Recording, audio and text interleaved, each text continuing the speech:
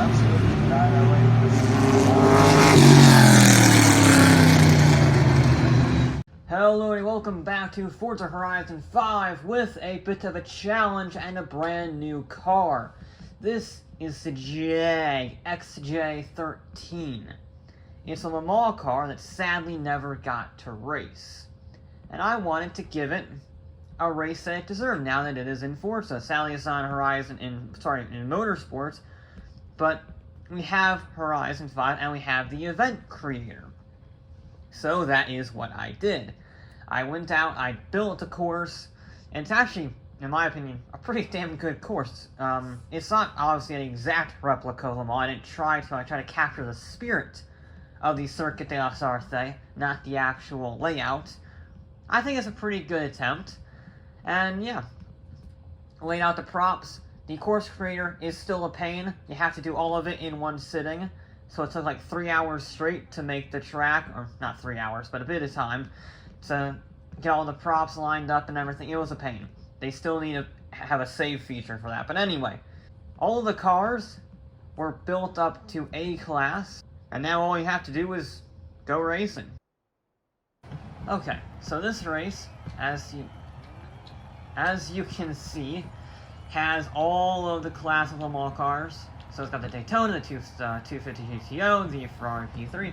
The only thing it's missing is the Ford GT40. I don't know how none of them ended up in the spawn set, but either way, it should be a pretty good 1966 Le Mans. And the track is going to be about 2.5 miles long. Any weather conditions, basically it's a free roam in that regard for weather. And yeah, we're going to see how this goes. As you can see, we have a 10-minute timer, just like the actual Le Mans. It's not based on laps, it's based on time and the distance that we have. We're going to make sure we make this corner, braked a little early, actually, to be honest. And then we head on to the Mulsanne Straight. That's not where I wanted to go. Yeah, this is our Mulsanne, if you will. Not perfectly straight like that one is, but it's flat out all of the way. And we seem to have the power. I haven't touched the engine. I've given this a lot more grip than it did to begin with. I think it's on street tires? I don't remember exactly, but we shall see. Now, where's the braking point? It's just before this flag.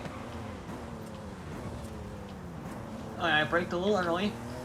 The AIs are on unbeatable, which means they have crazy levels of grip, but we'll see just how good they are on a custom track. Okay, can we outbrake the Ferrari? No, we can get a better line. You ran a little wide. We got a brilliant line through there. We're up the inside. There we go. And now we can use these guys battling to hopefully claw some places back. Yes, we can. Going around the outside of the 330. He's back up the inside. Oh, you sneaky bugger. Let's go a long way around. Can we get the cut back? Maybe.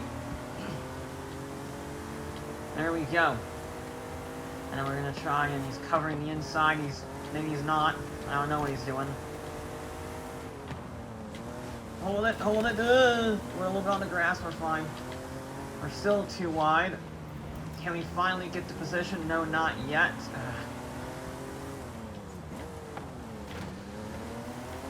I don't remember the braking point, so I'm braking a little early on this first lap. Anyway, we're nearly 3 wide. We are kind of 3 wide. I'm going to be around the outside. That's not a place you want to be. I'm losing. I'm hemorrhaging places. I'm driving really sloppily. I can't go up the inside there. Come on. They have aero. We do not have that, but that works for the straightaway. But half of this track is not straightaway. I mean, that's the whole point of Le Mans. Half of it is a massive straightaway. The other half is a very technical section. There we go. We do have the speed, though. We have the speed on these guys because they have aero and we do not. I'm not going to go into that disappearing gap. There we go. He went on the brakes for some reason. Now, where do we brake at full chat? We're gonna brake there. That was too late. Okay, that was way too late on the brakes. I wasn't as late as those guys, so that's nice. Okay, we need to be a lot earlier. These brakes are not as good as I thought they would be for a car that weighs less than 2,500 pounds. Okay, we all make that mistake on the first lap, first braking zone. Okay. Now we have that super streamlined bubble-like shape. Let's use it. I think we're gaining on, I think that's a Ferrari. Yes, it is. He's weaving about a little bit, and then we have to get late on the brakes. Nope, not that late. I'm not that good on the brakes. They are better, because I can't really brake much later than that, or else I will be in the wall. Okay.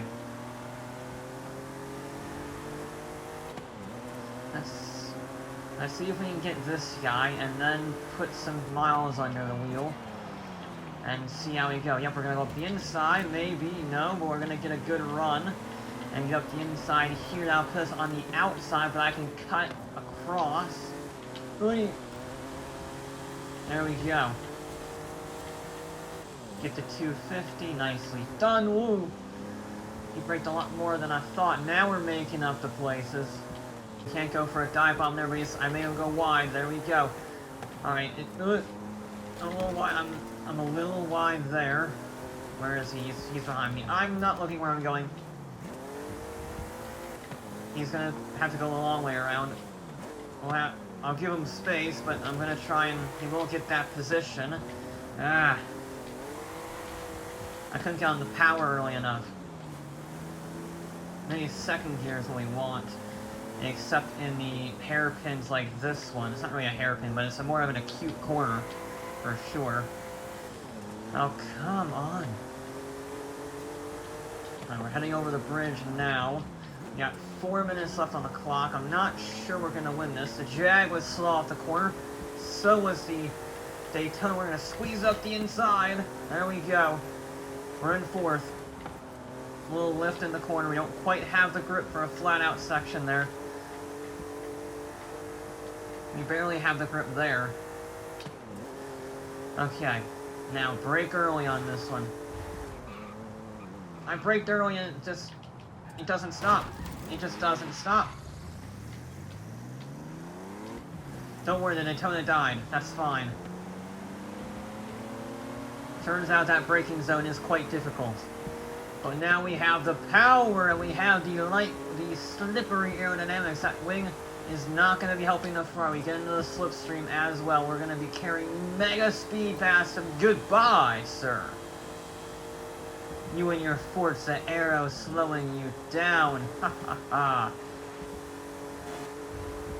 There we go. But we have a long way to go to catch up to those guys. Let's see if we can get some hot laps. And we're not quite at 200 miles an hour, but we're pretty close. That was, again, very late on the brakes for me. Probably 1 second, actually, thinking about it. There we go. We held our 4th place this time, and now it's just time to hunt down for a podium. I don't know if we'll have enough time. We have 1 more lap in, pretty much. But we're going to give it a whirl. This is a section that I am strong on if I can get my corners right. Because, well, the AIs around custom-built tracks are not necessarily the fastest, so you have to put them on unbeatable. I know unbeatable AIs are a bit of a meme in this game because they are impossible to beat. However, on user-created circuits, they are not quite as good as they are on Forza's circuits. And look at that, we're already up to them. I thought it would take a little longer. And now it's a Jag 1, 2, 3. Of course, the...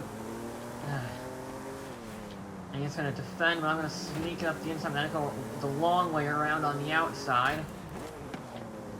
He's going to block me. I'm not going to have the grip for that. Ah. Come on. I have nowhere to go. I just have nowhere. That Jag is doing a brilliant job of defending, but he sort of wiggled out of position. I'm getting wheel spin, which is not what you want.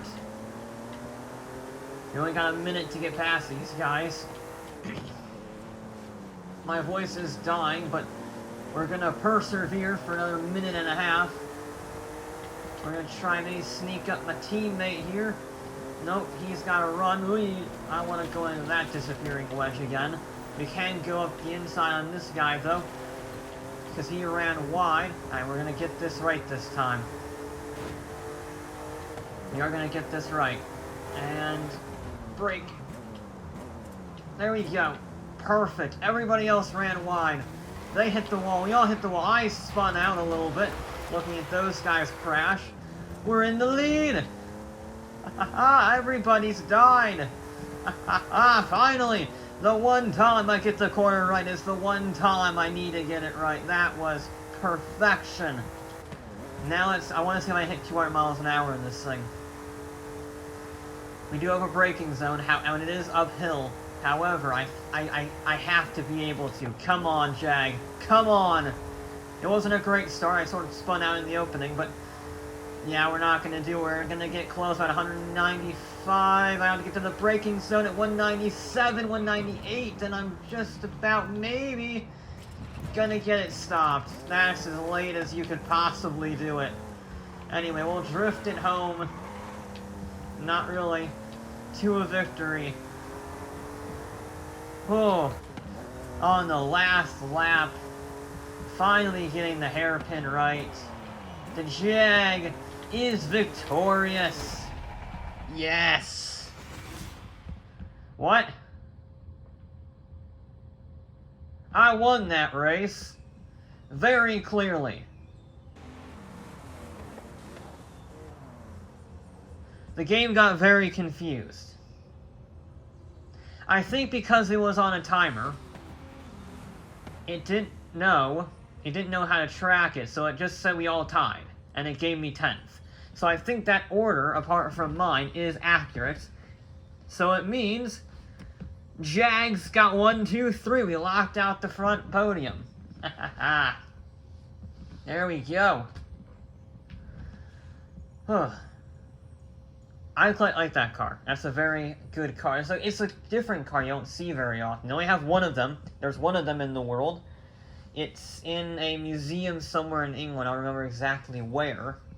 And yeah, it's a great car to see in Forza. It's a different car. It's like the Maserati, the 8CTF. We're going to ignore that and just go to free roam. I think the Matrix had a glitch. Yeah, this car is a great addition. It looks fantastic. It's a tragic history that it never really got to race, but in the end, at least it's here. But that will be it for this episode of Forza Horizon 5, and I'll be back with more.